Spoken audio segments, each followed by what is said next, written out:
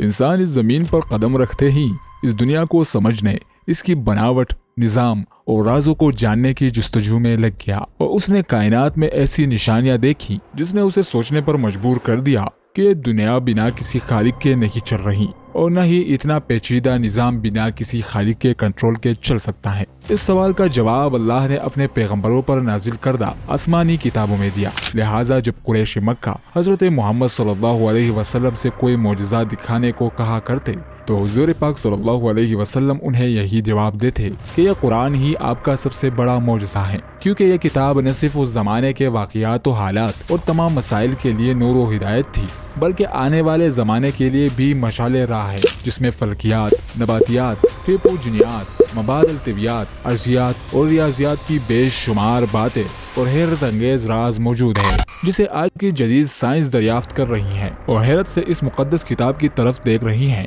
जो 1500 साल पहले अरब के बंजर सहरा से निकला, जहां साइंस और टेक्नोलॉजी का नामो निशान तक नहीं था। इस मुकद्दस कलाम में इस कायनात के बेशुमार राज मौजूद है, जिनमें से चंद एक निकात का हम जिक्र करेंगे।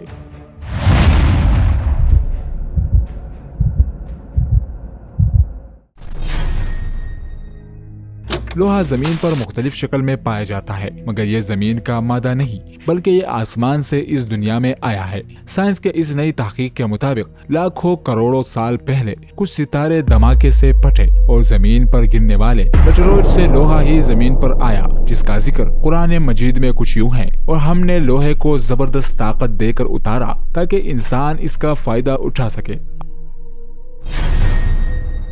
आज से 1400 साल पहले जब कॉस्मोलॉजी का इल्म मौजूद नहीं था और न ही टेलीस्कोप की दरियाफ्त हुई थी, उस वक्त कुरान मजीद ने इस कायनात के बारे में कहा था और आसमान को हमने अपनी कुदरत से बनाया और बेशक हम इसे फैलाते जा रहे हैं। इसकी तस्दीक 20वीं सदी के साइंसदान स्टीफन हॉकिंग ने अपनी किताब a brief history of time में की है। हॉकिंग ने लिखा है कि ये कायनात फैल रही है और ये इस सदी की सबसे बड़ी दरियाफ्त है। इस आयत की तशरीह में मशहूर मुफक्किर इब्न अरबी ने भी अपनी तहरीरों में लिखा है कि अल्लाह की तख्लीक का ये अमल मुसलसल जारी है और ये कायनात फैलती जा रही है।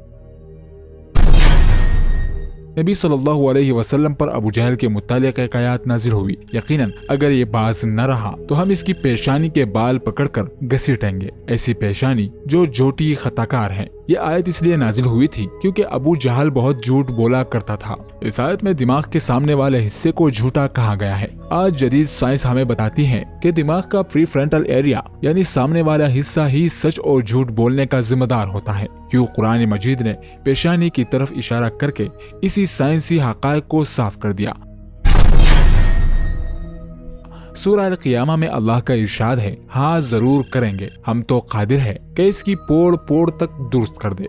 दरअसल आदम अलैहिस्सलाम से लेकर क़यामत तक आने वाले हर शख्स का अलग अलग फिंगरप्रिंट होता है, यहाँ तक के जुड़वा बच्चों तक के फिंगरप्रिंट मुख्तलिफ होते हैं। ये फिंगरप्रिंट एक इंसान की सबसे इनफरादी शनाख्त होती है, जिसे आज 20वीं सदी में फोरेंसिक साइंस इस्तेमाल कर रही है। लेकिन कुरान मजीद ने इससे 1400 साल पहले ही बयान कर दिया कि बरोज़े क़यामत अल्लाह इंसान की हड्डियों और उंगलियों के पोड़ पोड़ तक दुरुस्त करके उसे जिंदा उठाएगा।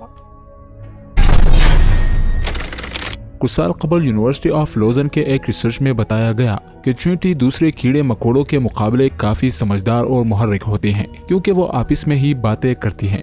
दरअसल ये चींटियां अपने मुंह से एक फ्लूइड निकालकर दूसरी चींटी के मुंह में रख देती हैं और वो इस पैगाम को डिकोड करके समझ लेती हैं। कुरान मजीद में सुलेमान अलैहिस्सलाम के वाक़ये के ज़मन में कहा गया है कि एक चींटी ने कहा, ए चींटियों अपने बिलों में घुस जाओ, कहीं ऐसा न हो कि सुलेमान और उसका लश्कर तुम्हें कुचल डाले और उन्हें खबर भी न हो।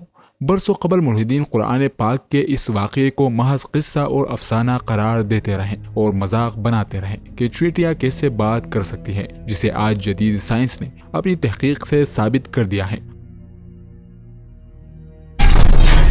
कुरान मजीद में मैथमेटिकल कैलकुलेशन के भी हैरान कर देने वाले हक़ाइक़ और इशारे मौजूद है।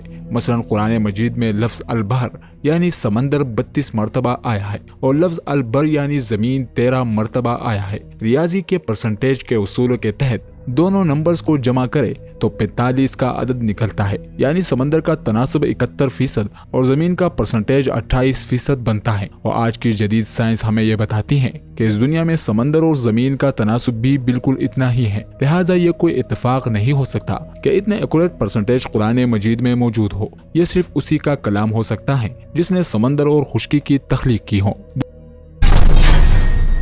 दुनिया का हर जानदार खुलियों से बना एक मखलूती मखलूक है और खुलियों सेल से ही तमाम जानदार की तख्लीक होती है। इन खुलियों का मरकजी किरदार क्रोमोसोम होता है जिससे डीएनए बनता है। दरअसल दुनिया के हर जानदार के अंदर मखसूस तादाद में क्रोमोसोम पाए जाते हैं। इन क्रोमोसोम्स में इस जानदार के तमाम मौसी खुसूसियात पाई जाती हैं जो वह अपने आबाओ अजदाद से हासिल करता है और जिसमें इसके बनावट, शक्ल सूरत और आदाद व अतवार सब कुछ मौजूद होती हैं। इंसान की खुलियों के अंदर 46 क्रोमोसोम्स पाए जाते हैं, घोड़ों के अंदर 64, बिल्ली के अंदर 38, जबकि बकरियों में 60 क्रोमोसोम्स मौजूद होते हैं। और इसी तरह हर जानवर और पेड़ पौधों का अपना अलग अलग क्रोमोसोम नंबर होता है। वाज़ेह रहे कि क्रोमोसोम्स की दरियाफ्त प्रोफेसर वाल्टर फिलिम ने साल 1882 ईस्वी में की थी, जबकि इंसानी क्रोमोसोम्स की दरियाफ्त साल 1956 में हुई। अब अगर हम कुरान मजीद में सूरह ज़लज़ला में गौर करें, इस आयत में मौजूद लफ्ज़ इंसान से पहले 46 हर्फ आते हैं। यह हैरानी की बात है कि इंसानी जिस्म में भी 46 क्रोमोसोम्स पाए जाते हैं। इसी तरह सूरह बकरा में लफ्ज़ बंदर से पहले 48 हर्फ आते हैं और बंदर के जिस्म में भी 48 क्रोमोसोम्स होते हैं। इसी तरह सूरह नमल के अंदर लफ्ज़ शहद की मक्खी से पहले 16 हर्फ आते हैं जो कि शहद की मक्खी का क्रोमोसोम नंबर है। सूरह इमरान में लफ्ज़ घोड़ा से पहले 64 हर्फ आते हैं। घोड़ों के खुलियों में भी तादाद इतनी ही है। और इसी तरह सूरह काफ में लफ्ज़ ऊंट से पहले 74 हरूफ आते हैं जो ऊंट का क्रोमोसोम नंबर है।